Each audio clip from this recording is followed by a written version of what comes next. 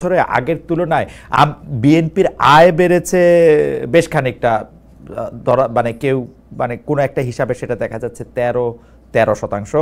আপনার নিজের এবং দলের আয়, সবারই আয় এই হারে বেড়েছে কিনা, এবং যে প্রশ্নটি ইদানিং আমি সবাইকে, বিশেষ করে বিএনপি সবাইকে করছি, যে দলের নিজস্ব আয় এবং ব্যক্তিগত আয় সেটি আসলে আপনারা কিভাবে ব্যাখ্যা দিবেন? দলের প্রধান যারা আছেন তারা আয়টা কিভাবে করছেন? এই সময় আপনাদের ব্যয়, আয় কি অবস্থা, এটি বেড়েছে কিনা? আপনি ফুল টাইম রাজনীতিবিদ কিনা? ধন্যবাদ আপনাকে। আপনার ঠিকানার দর্শক এবং আমার সহ আলোচককেও আমি শুভেচ্ছা জানাই।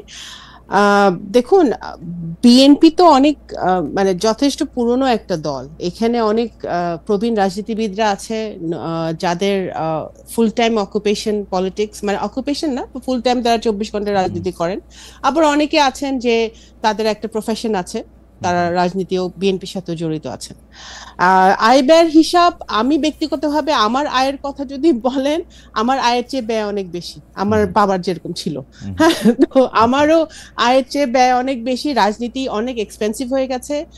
আপনি যদি নির্বাচনী এলাকা বলেন বা অন্য সব জায়গায়, মানে ইন জেনারেল সবকিছুরই যেরকম দাম বেড়েছে, রাজনীতিরও দাম বেড়েছে। তো আপনার এক নেতাকর্মী আছে, আপনার যদি নির্বাচনী এলাকা থাকে তাদের টেক কেয়ার আছে, বিভিন্ন জনের পাশে যদি থাকতে হয়, আপনার অবশ্যই এটা ব্যয়বহুল একটা ব্যাপার। সেখানে তো এটা একটা পার্সোনাল দিক থেকে আমি বললাম যে যেসব রাজনীতিবিদরা রাজনীতি করেন ফুল টাইম এবং তাদের একটা প্রফেশন থাকাটা জরুরি আমি মনে করি, কারণ একটা আয়ের উৎস তো দরকার। আমি ব্যক্তিগতভাবে আমার একটা আয়ের উৎস আছে, তো আমি হয়তো সেটা করতে পারি, বাট সেটা আমি আমার ব্যক্তিগত ব্যাপার বললাম। দলে তো এটা আয় আছে, আমাদের আয় কিভাবে আছে সেটা তো আমাদের মানে ব্যাংক অ্যাকাউন্ট আছে, সেখানে আয় ব্যয়ের হিসাবটা জমা হয়, রিসেন্টলি জমাও দিয়েছে। এখানে আমাদের সদস্য পদ নবায়ন হয়, আমাদের বিভিন্ন দেশে যে আমাদের ওয়ার্ড পর্যায়ে নেতা কর্মীরা, ইউনিয়ন, উপজেলা, জেলা, ইভেন কেন্দ্রীয় এক্সিকিউটিভ কমিটি যারা আছে তারাও এই ফান্ডে তাদের, মানে যাদের দলীয় মানে পার্টির যে ইয়েটা দেওয়া হয় তারা কন্ট্রিবিউট করে, সেটা তো তারা করছে, যে অ্যামাউন্টটা তাদের ধার্য করা আছে দল থেকে। এবং ধরেন আমার এখানে দুইটা প্রশ্ন আছে। একটা প্রশ্ন হচ্ছে, আমরা বিএনপির আয় দেখতে পাচ্ছি 1 কোটি থেকে 5 কোটি বা 6 কোটি, আমি যদি এরকমও ধরি, এটা রাফ হিসাবে আপনারা যে আয়টা দেখাচ্ছেন, কিন্তু আমরা দেখতে পাই কিন্তু বিএনপির মতো বড় দলের একটা বড় সভা, মানে বিভাগীয় সভা হোক, কোনো একটা নগর কেন্দ্রিক একটা সভা হোক, সেই সভাতেও কখনো কখনো এর চেয়ে বেশি টাকা খরচ হয় বলে কেউ কেউ আমাদের বলে থাকেন। আর দ্বিতীয় প্রশ্ন হচ্ছে, আপনি এটা ঠিকই বলেছেন, রাজনীতি এখন একটা ব্যয়বহুল ব্যাপার হয়ে দাঁড়িয়েছে। তার ফলে কি এখন শুধু আপনারা যারা বড় লোক আছেন তারাই শুধু রাজনীতি করবেন, আমরা রাজনীতিতে আসতে পারবো না? না না, অবশ্যই না। আমি নিজেকে বড় লোক বলছি না, আমার একটা আয়ের উৎস আছে। এখন ব্যাপার হচ্ছে কি, শুনেন আমি বলি।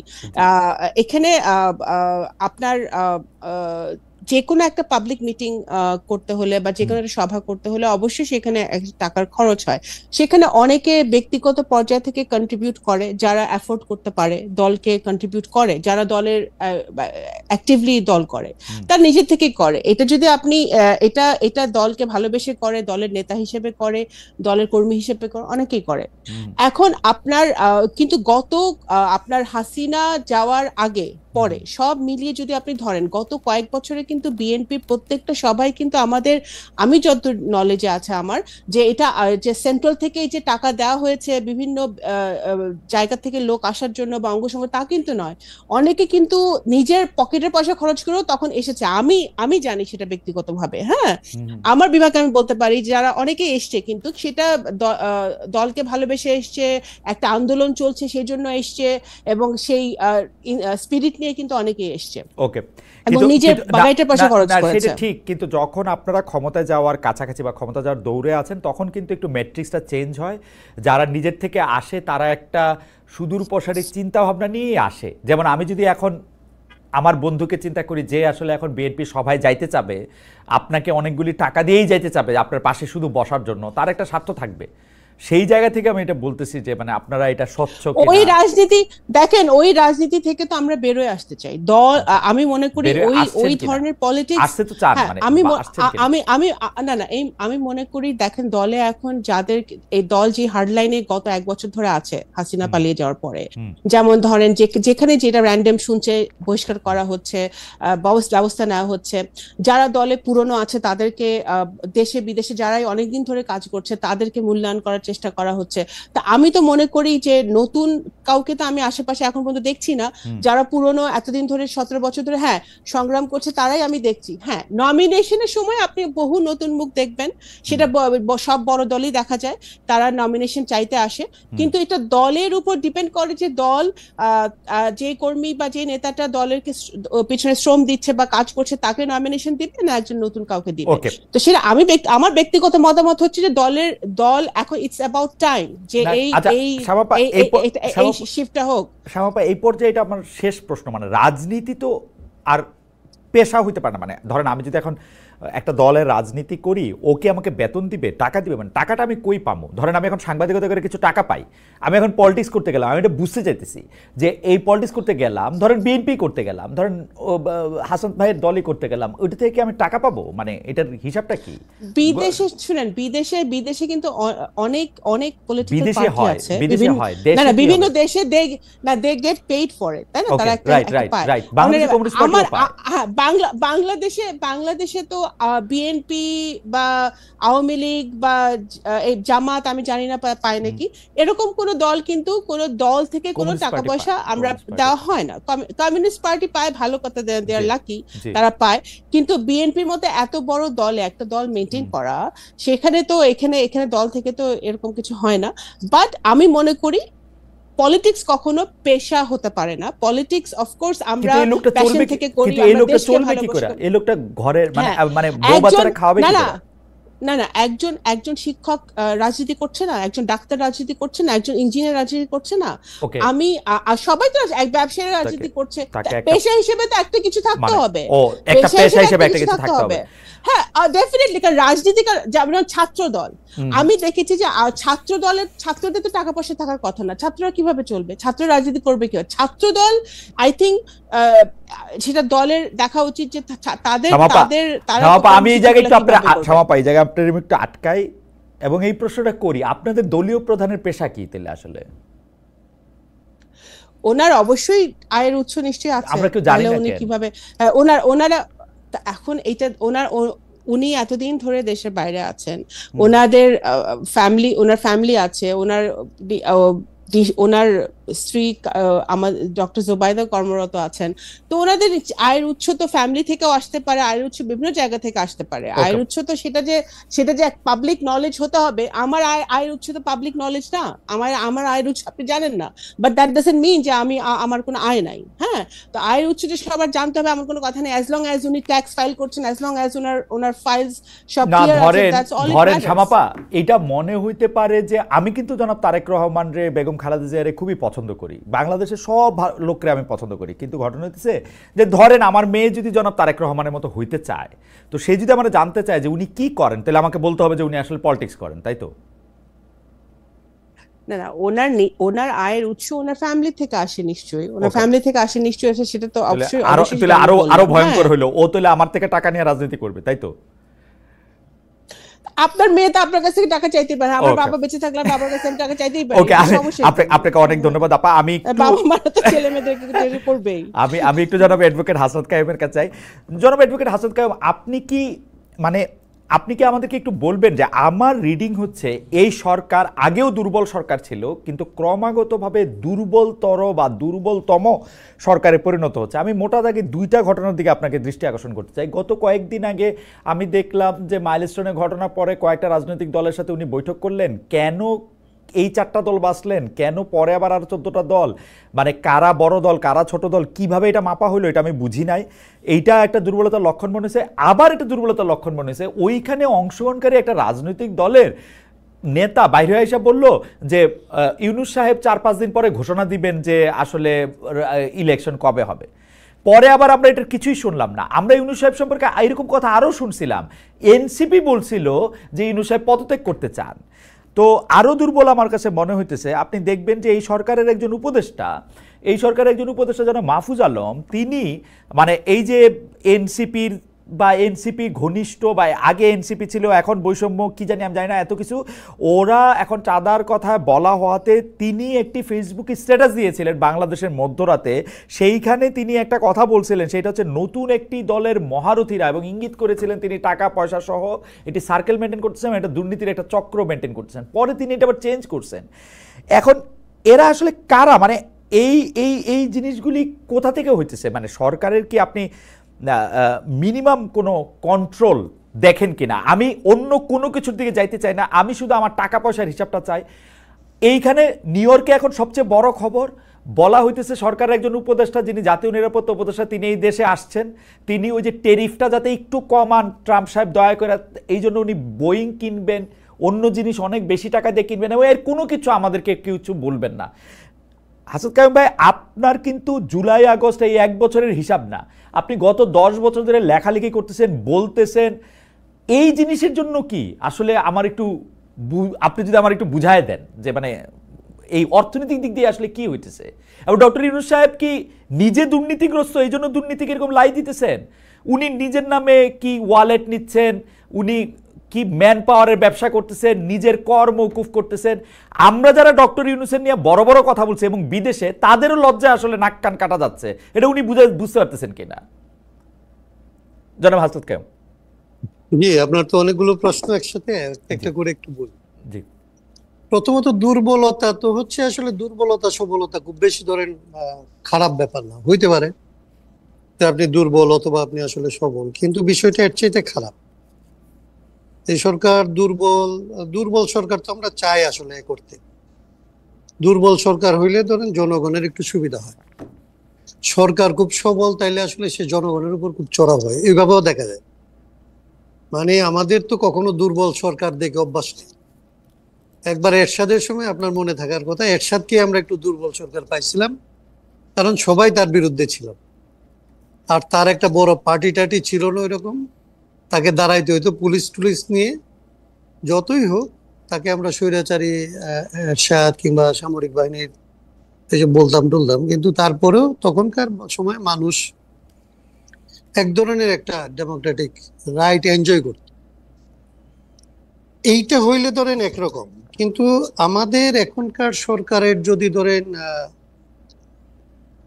এই যে উদাহরণগুলি আপনি দিলেন, এগুলি কিংবা আরো অন্যান্য উদাহরণ মিলায় যদি আপনি দেখেন, তাইলে দেখবেন যে আসলে আমি যেটা অনেক সময় বলছি যে এই সরকার অদক্ষ এবং তার কোনো ভিশন নাই, কোনো হোমওয়ার্ক নাই, সে কোনো প্রায়োরিটি সেট করে না এখন পর্যন্ত। 1 বছর গেছে, আমি যতবার এই সরকারের সাথে দেখা করছি প্রথম থেকে, তাকে আমরা শুধু বলার চেষ্টা করছি যে আপনি প্রায়োরিটিটা সেট করছেন কিনা, কি কি আপনি এই মুহূর্তে করতে পারেন এবং কি কি করতে চান সেটা আপনারা ঠিক করছেন কিনা, এবং সেইভাবে অ্যাক্ট করতে পারতেছেন কিনা। এরা সবসময় আমাদের আশ্বস্ত করছে যে ওদের প্রায়োরিটি সেট করা আছে, কিন্তু কার্যক্রম যখন পরিচালিত হয় তখন দেখা যায় যে আসলে কোনো প্রায়োরিটি নাই। প্রায়োরিটি যেটা আপনি বললেন যে এই যে এখন নন ডিসক্লোজার একটা এগ্রিমেন্ট হইলো, সেটা কেন, মানে এরকম একটা পরিস্থিতির মধ্যে এই সরকার সে যে গেল, এটা ধরেন এর আগে 53 বছরের সমস্ত সরকারের আমরা সমালোচনা করি, কিন্তু কারো এরকম নন ডিসক্লোজার ট্রিটিতে যাওয়ার মতো ঘটনা ঘটে নাই কারো আমলে। যদিও ধরেন একটা তাজউদ্দিন সাহেবের নামে কিংবা শেখ মুজিবের নামে ভারতের সাথে এরকম একটা গোপন চুক্তির গল্প বলা হয়, তো যেটার কোনো ধরনের আসলে কোনো ভিত্তি নাই, যেটা এখন যেটার ধরেন ভিত্তিটা আমরা সবাই জানি, এবং একজন এটা ডিসক্লোজ করার জন্য তার বিরুদ্ধে ধরেন সিক্রেসি অ্যাক্টে মামলা পর্যন্ত হয়েছে। তার মানে এটা হচ্ছে পরিষ্কার যে আপনি একটা নন ডিসক্লোজার এগ্রিমেন্টের মধ্যে আপনি ঢুকছেন। টেরিফের ব্যাপারটা তো সারা দুনিয়া জুড়ে আসলে বসে, আরে ট্রাম্পের যে পলিটিক্স, সেই পলিটিক্সের মধ্যে আমরা তার পলিটিক্সের একটা শিকার হয়েছি, সেটাকে কিভাবে মোকাবেলা করা যায় তো এটা হয়তো জানা, আমরা এখনই ধরেন এরকম বলতে পারবো না যে এই হইলে হইতে পারতো। কিন্তু আমাদের দেশের ব্যবসায়ীরা খুব ক্যাটাগরিক্যালি অভিযোগ করছে যে তারা এই এই অবস্থাটার মধ্যে আলোচনার মধ্যে যুক্ত হইতে চাইছে প্রতিনিধি হিসাবে, তারা লবিস্ট নিয়োগ করতে চাইছে, কিন্তু তাদেরকে আসলে এন্ট্রান্স দেওয়া হয়নি। তাদেরকে আসলে কোনোভাবেই এই চুক্তি নিয়ে আলাপ আলোচনা করার জায়গায় তাদের কোনো প্রতিনিধিত্ব তারা আসলে পায় নাই। তো সেইটা হচ্ছে ধরেন ভয়াবহ, যে এটা আপনি না দিয়ে পারেন, যদি আমি দেখি যে আপনি দেশের স্বার্থে একটা কাজ করে আসছেন, যেখানে আমি আপনাকে সহায়তা করতে চাইছিলাম, আপনার সহায়তার প্রয়োজন হয়নি, বরং আপনি ভালোভাবে শেষ করে আসছেন। কিন্তু আমি যদি দেখি যে আপনি আমাদের একমাত্র একটা ধরেন শিল্প সেক্টর, সেটা একটা বিপজ্জনক জায়গায় পৌঁছে গেছে, যারা এটার আসলে স্টেক, যারা রিয়েলি এখানে সবচেয়ে ক্ষতিগ্রস্ত হবে, তারা যখন এটার মধ্যে অংশ নিতে যাচ্ছে, তখন আপনি তাদেরকে আসলে দিচ্ছেন না। কিন্তু পরে যে জিনিসগুলির মধ্যে আপনি তাদেরকে ঢুকাইতে চাইতেছেন, এখন এটা হচ্ছে অনেক পেছন থেকে।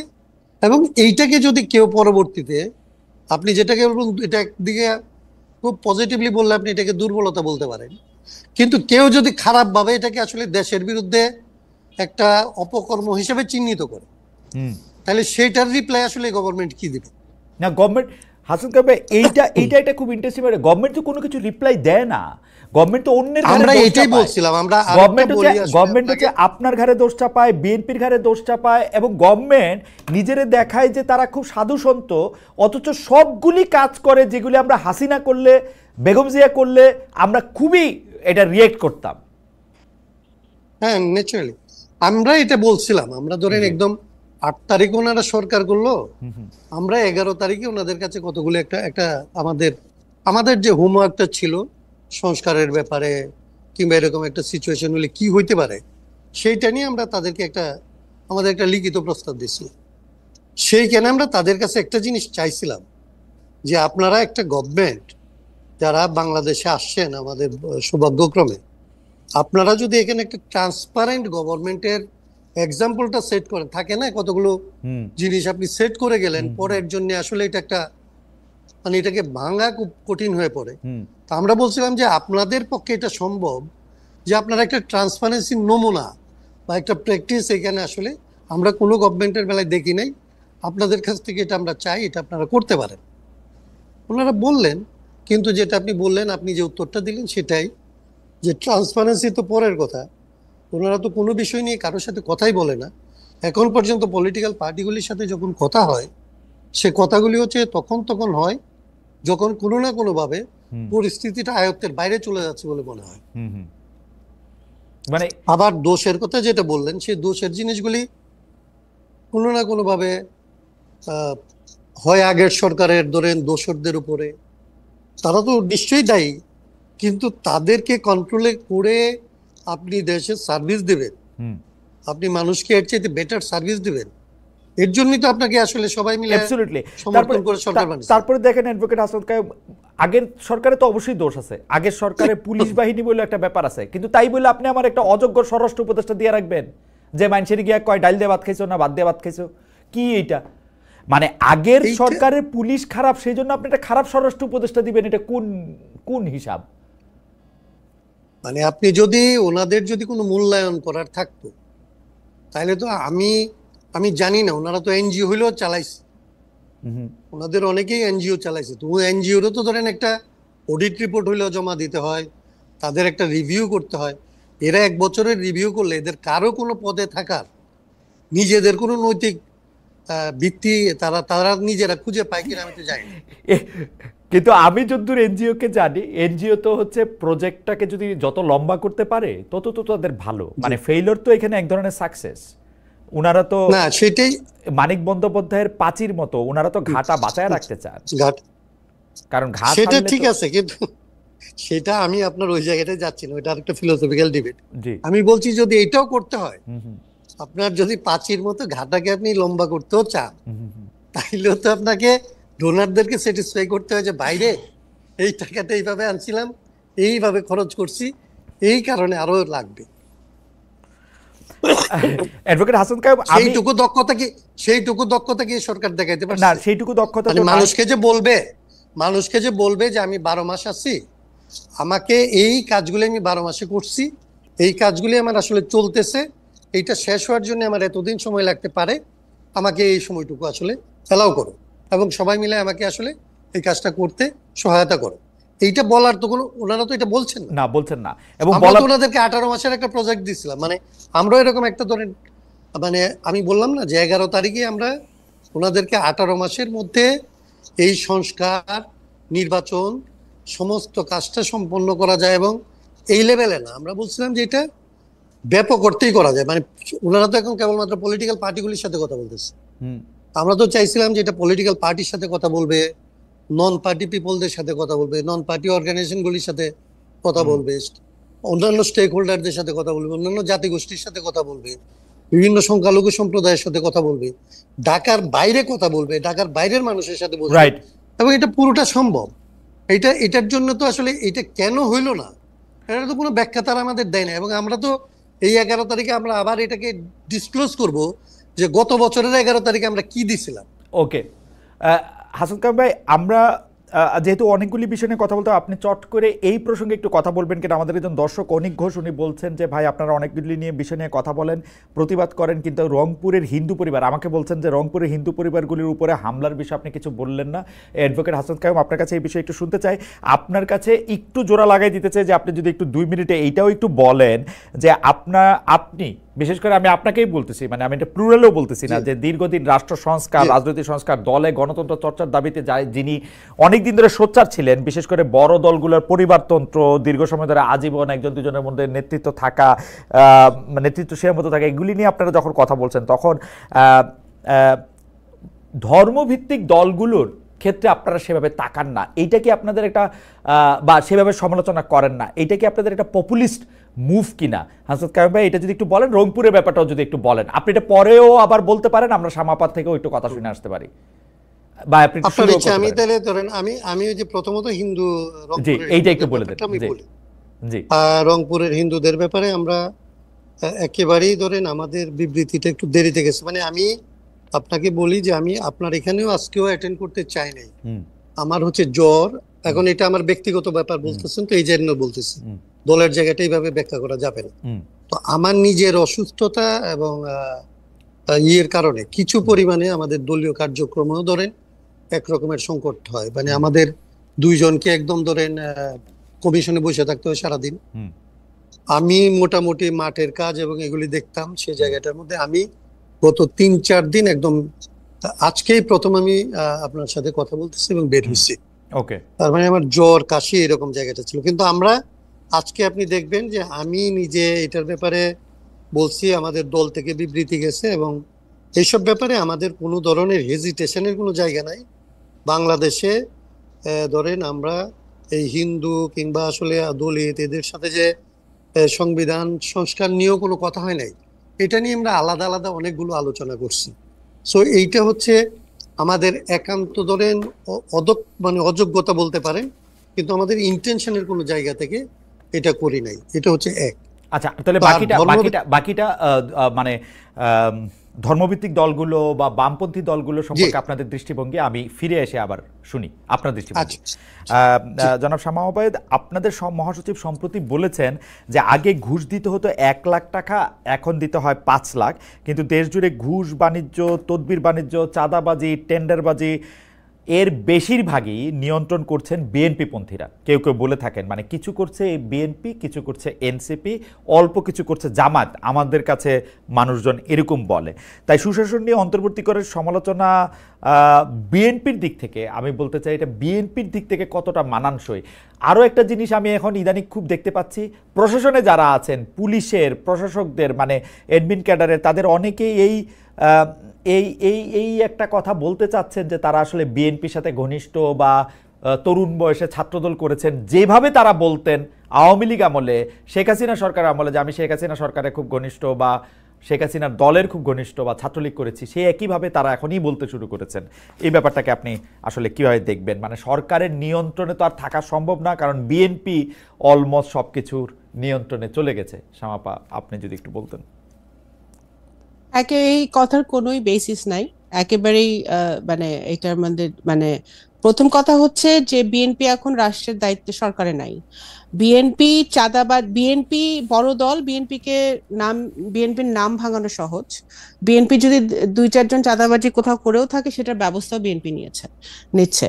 এবং আপনার যেভাবে আপনার এই সরকার, যেই আপনারা এতক্ষণ আলাপ করছিলেন না যে এই সরকার দুর্বল, এই সরকার সবল, তো এই সরকারের দুর্বলতা হচ্ছে যে এই সরকার প্রথমে প্রফেসর ইউনূস এসেছেন ক্ষমতায়, উনি বলেছেন যে উনি ছাত্রদের ডাকে সাড়া দিয়ে এসছেন বা ছাত্ররা ওনাকে বসিয়েছে।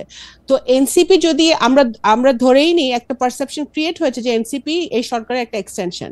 আর এনসিপি এবং সমন্বয়ক শব্দটা আবার না কোন দিন আমরা দেখবো যে সমন্বয়ক শব্দটা একটা গালিতে পরিণত হয়েছে বাংলাদেশে, বাংলা শব্দটা।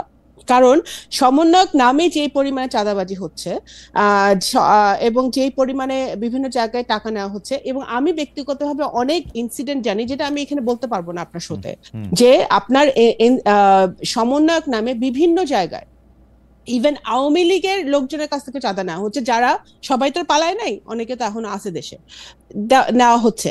তো এখন কথা হচ্ছে যে বিএনপির নামটা ব্যবহার করা সহজ, এই জন্য মানুষ বিএনপির নামটা ব্যবহার করছে। এবং জামাত করে বা জামাতের ব্যাকগ্রাউন্ড আছে এরকম বহু লোক অ্যাডমিন ক্যাডারে এখন আছে। আপনার এনসিপির যত এবং সমন্বয়করা যত বেশি সচিবালয় ঘোরাফেরা করে তার 0.5% বিএনপি লোকজন যায় না। এখন এটা কারণ হচ্ছে যে সমন্বয়কদের তো ঘোরাফেরা করতে হয়, বিএনপি লোকেরা তো টেলিফোন উঠায় কইলি সমস্যা সমাধান। না আপনি বুঝতে পারছেন আমি কি বলছি। তারা ইটস ইজি ফর দেম, তাদের অ্যাক্সেসটা অনেক বেশি। তারা মনে করে, বরঞ্চ এনসিপি আলারা মনে করে তারা যেখানে প্রোগ্রাম করতে যায় সেখানে, আমি দেখলাম টাঙ্গালিনা কোথায় যাবে এনসিপি তাদের পদযাত্রা করতে না 1000-এর বেশি পুলিশ ওখানে দিছে। তো এখন ব্যাপার হচ্ছে যে ওখানে তারা তো প্রোটোকল পাচ্ছে, তারা আর্মি প্রোটোকল পাচ্ছে, তারা পুলিশ প্রোটোকল পাচ্ছে, তারা র্যাবের প্রোটোকল পাচ্ছে, তাদের প্রশাসনের প্রোটোকল পাচ্ছে। তারা সরকার তো তাদের সাথে তাদেরকে সব রকম সহযোগিতা করছে। তো আপনারা কিভাবে বলেন যে বিএনপি চাঁদাবাজি করছে? বিএনপি যে চাঁদাবাজি করেও থাকে তাহলে তো সেটা ব্যবস্থা নেওয়া হচ্ছে। আমি দুইটা জায়গায় বলি। প্রথম কথা হচ্ছে এনসিপি বিএনপি আর্মির প্রোটোকল পাচ্ছে কিনা এটা আমি জানি না। এনসিপি যখন বিপদে পড়েছিল তাকে আর্মি প্রোটোকল পাচ্ছে, মানে তাকে আর্মি সহযোগিতা করতে এসছে। আর বিএনপির চাঁদাবাজির কথা যদি আমি বলি, আমি আসলে প্রায়ই আমি শুনি, কিন্তু ভিডিওতে দেখি, অডিওতে শুনি, যেগুলি মানে বিএনপি ছাত্রদল যুবদল চাঁদাবাজি তদবির টেন্ডারবাজি করছে, 17 বছর ধরে না খেয়ে থাকার হুমকি দিচ্ছে। আপনিও যদি আমি জানি যে আপনি কিন্তু আপনার নির্বাচনী এলাকায় আপনি সবসময় যান, আপনি গেলে নিশ্চয়ই আপনিও শুনেন, আমাকে বললেন না, কিন্তু কিন্তু কিন্তু ঘটনা তো বিএনপির একজন, মানে এটা তো আপনার চেয়ে বেশি আসলে কে জানে।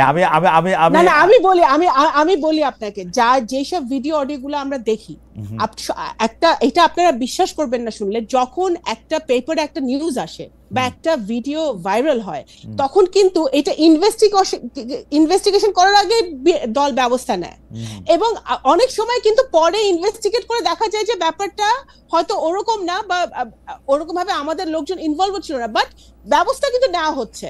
আমি অস্বীকার করছি না যে চাঁদাবাজি একেবারে হচ্ছে না বিএনপির পক্ষ থেকে, যেখানে হচ্ছে সেখানে ব্যবস্থা নেওয়া হচ্ছে, সেটা হচ্ছে আমার পয়েন্ট। আরেকটা হচ্ছে যে আপনারা এই যে সব দল মিলে, এই ইসলামিক দল, জামাত, এনসিপি, এখন আওয়ামী লীগ এখন বেশি কথা কয় না, আওয়ামী লীগ তলে তলে আছে, কিন্তু যারা এখন মানে দৃশ্যমান বাংলাদেশের পলিটিক্সে, সবাই এখন বিএনপির কে দোষারোপ করে বিএনপিকে চাঁদাবাজ বানানো, বিএনপিকে চোর বানানো, বিএনপিকে ডাকাত বানানো সহজ তাদের জন্য।